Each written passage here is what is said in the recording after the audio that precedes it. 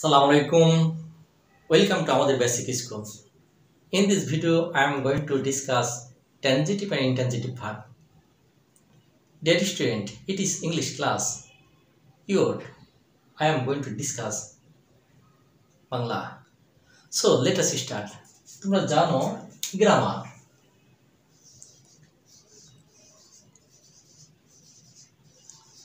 গ্রামারের মধ্যে প্রায় সবকিছু নিহিত আছে।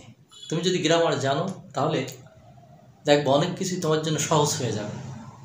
গ্রামার, এখন গ্রাম থেকে দেখো গ্রাম, GRAM, গ্রাম। গ্রাম মানে গ্রাম, তুমি তো জানো ভিলেজ যেটা বলা হয়। এই গ্রামের মধ্যে জি বাদে প্রত্যেকটা সব অক্ষর দুইবার করে আছে। যেমন আর যদি বলো, আর দেখো দুইবার আছে। এম যদি বলো দুইবার আছে। এ যদি বলো দুইবার আছে। তাহলে এ এটা কিন্তু ভাওয়েল, আর এই দুটো কনসোনেন্ট, অর্থাৎ আর এবং এম কনসোনেন্ট। তোমরা জানো ভাওয়েল ছাড়া কোনো শব্দ গঠিত হয় না। ভাওয়েল ছাড়া কোনো শব্দ গঠিত না। যে ওয়ার্ডই তুমি গঠন করো ভাওয়েল ছাড়া হবে না। ঠিক ভার্ব ছাড়া সাধারণত কোনো সেন্টেন্স হয় না। এখন ভার্ব জিনিসটা কি? ভার্ব দেখো VERB, এখানে এটা কি ভাওয়েল। তবে এটা জানো যে AEIOU এই পাঁচটা ভাওয়েল, কিন্তু এই যে পাঁচটা ভাওয়েল, এই পাঁচটা ভাওয়েল ছাড়া আরো দুইটা ভাওয়েল আছে। সেটা কি W এবং Y, এই দুটিকে সেমি ভাওয়েল বলা হয়। যে ওয়ার্ডই গঠন করবা এই পাঁচটা সাতটা ছাড়া তুমি কোনো ওয়ার্ড গঠন করতে পারবে না। যেমন ভার্ব, ভার্ব মানে ক্রিয়া, তোমরা নিশ্চয়ই জানো। এখন যদি বলা হয় ভার্ব জিনিসটা কি, যে ওয়ার্ড দ্বারা কাজ করা বোঝায় তাকে ভার্ব বলা হয়। এখন কাজ বলতে কি বোঝো? তুমি যদি পদার্থবিজ্ঞানের ভাষায় বলো কাজ ইকুয়াল টু বল গুণ সরণ। এখানে পদার্থবিজ্ঞানের ভাষায় দেখো কাজ ইকুয়াল টু বল গুণ সরণ। যদিও আমি কথা যাচ্ছি না, এটা পদার্থবিজ্ঞানের ভাষা, আমি তো আর পদার্থবিজ্ঞানের ভাষা বলবো না। কাজ বলতে সাধারণত যেমন মনে করো পড়া একটা কাজ, খাওয়া একটা কাজ, ঘুমানো কাজ, স্কুলে যাওয়া একটা কাজ। এখন ওই ভার্বগুলো যেগুলো do, did, done, go, went, gone, eat, at, eaten, এগুলো সব ভার্ব, যত ভার্ব আছে সবগুলোই কিন্তু ওই ভার্বগুলো দ্বারাই কাজ করা বোঝায়। এখন এই ভার্ব দ্বারা যে কাজগুলো করা বোঝায়, তোমরা জানো যে ভার্ব ছাড়া সাধারণত কোনো বাক্য গঠন হয় না সাধারণত। এখন এই ভার্ব কিভাবে হয় তোমরা জানো যে সাবজেক্ট, ভার্ব, অবজেক্ট। এখানে বাক্য যখনই গঠন করবা তোমরা সাবজেক্ট, ভার্ব, যদি আমি সংক্ষিপ্ত লিখছি সাবজেক্ট, ভার্ব, অবজেক্ট। তোমরা জানো সাবজেক্ট, এই সাবজেক্ট মানে কি তোমরা নিশ্চয়ই জানো, বলতে পারো? সাবজেক্ট মানে এখানে কর্তা। সাবজেক্ট বলতে কর্তা। কর্তা জিনিসটা কি? কর্তা মানে যে কাজ করে, অর্থাৎ যার দ্বারা কাজ করা হয়। যেমন যদি আমি বলি হি ইজ রানা, বা রানা ইজ রিডিং এ বুক। দেখো এখানে পড়িতেছে, রানা কে পড়িতেছে? রানা পড়িতেছে। এখন রানা হলো সাবজেক্ট, হলো কর্তা। বাড়ির মালিক, যেমন করে বাড়ির মালিক কে? অমক, অর্থাৎ রহিম, করিম, জব্বা, যেই হোক, যে মালিক সে হলো কর্তা। সাবজেক্ট। ভার্ব কোনটা? এখানে অক্সিলারি ভার্ব, এটা প্রিন্সিপাল ভার্ব। অবজেক্ট, অবজেক্ট বলতে এখানে কি বোঝো? অবজেক্টটা তুমি কিভাবে বের করবা? অবজেক্ট বের করার জন্য কি, কাকে, কাদের দ্বারা যদি প্রশ্ন করো তাহলে অবজেক্ট পাবা। তাহলে অবজেক্ট বের করার জন্য কি করবা? কি, কাকে, কাদের, এই তিনটে দ্বারা যদি প্রশ্ন করে যে উত্তরটা পাবে সেটি হলো অবজেক্ট। কিন্তু তুমি যদি বলো একটি সেন্টেন্সের কয়টি অংশ, সেক্ষেত্রে কিন্তু হবে একটি সেন্টেন্সের দুইটি অংশ। এরকম এইখানে এই অংশটা আর এইখান থেকে এই পর্যন্ত অংশ। দেখো এখানে হলো সাবজেক্ট, যেটাকে বলে উদ্দেশ্য, এবং বিধেয়। এই অংশটাকে বলা হয় প্রেডিকেট। এটা সাবজেক্ট আর হলো প্রেডিকেট। এই অংশটা, অর্থাৎ এই অংশটা আমরা সাবজেক্ট হিসেবে চিহ্নিত করলাম প্রেডিকেট। এখন সাবজেক্ট এবং প্রেডিকেট, প্রেডিকেট বলতে কি বোঝো? প্রেডিকেট বলতে বিধেয় বোঝে, আর সাবজেক্ট, এইখানে সাবজেক্ট বলতে উদ্দেশ্য, কিন্তু সাবজেক্ট মানে কিন্তু কর্তা। তাহলে সেন্টেন্সের যদি আমি বলি দুইটি অংশ, অর্থাৎ সাবজেক্ট প্রেডিকেট। কিন্তু সাবজেক্ট প্রেডিকেট এটা তো আমরা বললাম সাবজেক্ট এবং প্রেডিকেট, কিন্তু সেন্টেন্স গঠন করার জন্য আমার সাবজেক্ট ভার্ব অবজেক্ট, অবজেক্টটা বের করব কিভাবে আমি? যেমন আমি যদি আরেকটা বলি, সে আমাকে একটা কলম দিয়েছিল, তাহলে হি আমরা লিখব কিভাবে? He gave me a pen. তাহলে এখানে দেখো, যদি আমি প্রশ্ন করি সে আমাকে কি দিয়েছিল, কি, আমি তিনটি কথা লিখছি, কি, কাকে এবং কাদের। সে আমাকে, এখানে ভার্বকে প্রশ্ন করতে হবে, অর্থাৎ ভার্বকে যদি প্রশ্ন করলে, কি, কাকে বা কাদের দ্বারা যদি প্রশ্ন করি, যে উত্তরটা পাবো সেটি হলো আমার অবজেক্ট। তাহলে এখানে he gave me a pen, সে আমাকে দিয়েছিল, কি দিয়েছিল? কলম দিয়েছিল। কাকে দিয়েছিল? আমাকে দিয়েছিল। তাহলে এখানে কিন্তু আমি অবজেক্ট দুইটা পেয়েছি, একটা হলো ব্যক্তিবাচক অবজেক্ট, একটা হলো বস্তুবাচক। তোমরা তো জানো ব্যক্তি আর বস্তু, বস্তু কথাটা তো পদার্থবিজ্ঞানের ভাষা।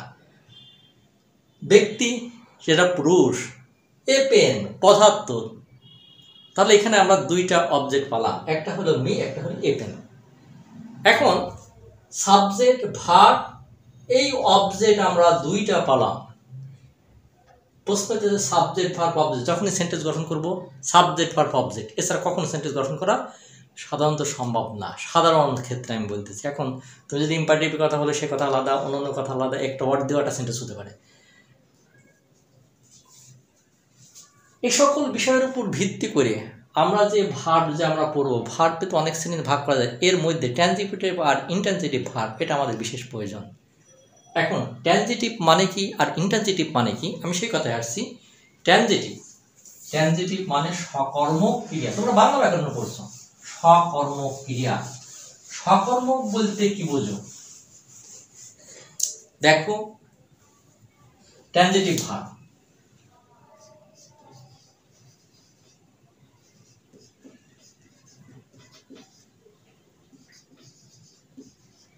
এখানে সকর্মক,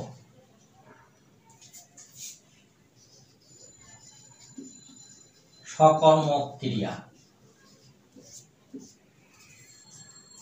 যে ভার্বের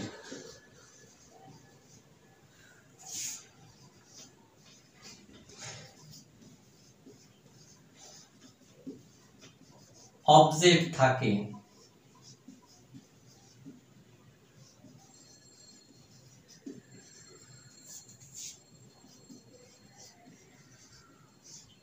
তাকে সকর্মক ক্রিয়া বা ট্রানজিটিভ ভার্ব বলে।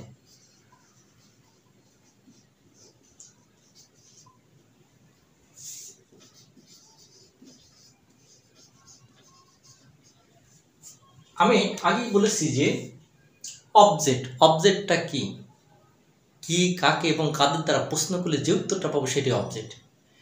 যদি বলা হয় সে ভাত খেয়েছিল, হি এট মিল, অর্থাৎ খাবার খেয়েছিল, সে খাবার খেয়েছিল, এখানে পাস্ট ইনডিফিনিট টেন্স, অর্থাৎ V2। তোমরা জানো V1 V2, এগুলো তোমরা জানো, V1 V2 V3, অর্থাৎ ইটটা হলো V1, এটটা V2 আর ইটেন এটা V3। সে ভাত খেয়েছিল, তাহলে এখানে যদি প্রশ্ন করা হয় সে কি খেয়েছিল, খাবার খেয়েছিল, অর্থাৎ মিল মানে খাবার খাওয়া। দেখো, হি হ্যাড, যদি আমি রাইস দেই সে ভাত খেয়েছিল, কিন্তু বাংলাদেশের জন্য এই সেন্টেন্সটা প্রযোজ্য নয়। যদিও বাংলাদেশের জন্য যদিও প্রযোজ্য, কিন্তু বিদেশের জন্য এটা প্রযোজ্য নয়। বাংলাদেশে যদি বলা হয় আই ইট রাইস, সেন্টেন্সটা শুদ্ধ, কিন্তু বিদেশে যদি বলা হয় আই ইট রাইস, তখন তোমার সাদা ভাত দেবে, তখন তরকারি দেবে না। সেক্ষেত্রে বিদেশের জন্য সঠিক নয়, আর বাংলাদেশের জন্য এটা সঠিক। কিন্তু বিদেশের জন্য কি প্রযোজ্য? হি হ্যাড মিল, সে খাবার খেয়েছিল। এখানে মিল বলতে কি বোঝানো হয়েছে? মিল বলতে বোঝানো হয়েছে খাবার। এখানে ভাত তরকারি উভয়টিকে বোঝানো হবে। যাই হোক, সে কি খেয়েছিল? খাবার খেয়েছিল। তাহলে প্রশ্ন করলে উত্তর পাওয়া যায়, এইটা হলো অবজেক্ট। তাহলে দেখো, ট্রানজিটিভ ভার্বের ক্ষেত্রে যে ভার্বের অবজেক্ট থাকে তাকে সকর্মক ক্রিয়া বা ট্রানজিটিভ ভার্ব বলা হয়। তাহলে এখানে অবজেক্ট আছে, তাহলে এইটিকে সকর্মক ক্রিয়া বলবো। যদি বলা হয় কামাল গেভ মি এ বুক, আমাকে একটা বই দিয়েছিল। দেখো এখানে কিন্তু অবজেক্ট আছে। এখানে দেখো ভার্বের পরে এটা একটা অবজেক্ট, এটা একটা অবজেক্ট। যদি অবজেক্ট থাকে তাহলে এই গেভটাকে আমরা কি বলবো? ট্রানজিটিভ ভার্ব বলবো। এখন ইনট্রানজিটিভ ভার্ব জিনিসটা কি? আমি একটু চালাকি করি। কিভাবে চালাকি? ট্রানজিটিভের জায়গা ইন কথাটা লিখে দেই, ইনট্রানজিটিভ ভার্ব। আর এইখানে সকর্মক জায়গা অকর্ম লিখে দেই, অকর্ম।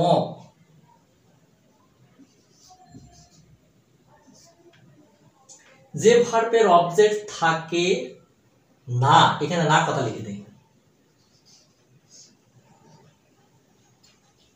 যে ভার্বের অবজেক্ট থাকে না তাকে অকর্মক ক্রিয়া বা ইনট্রানজিটিভ ভার্ব বলা হয়। অকর্মক, ইনট্রানজিটিভ।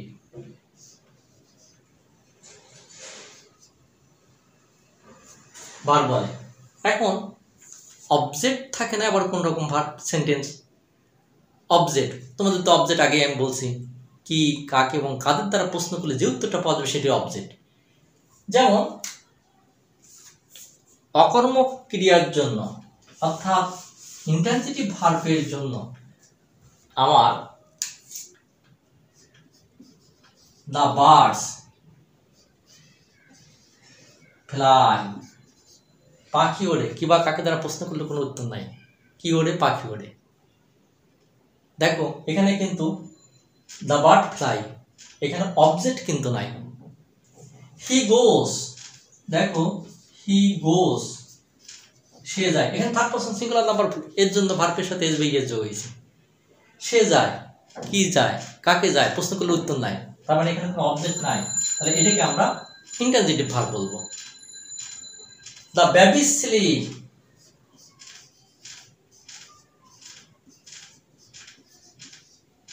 স্লিপ।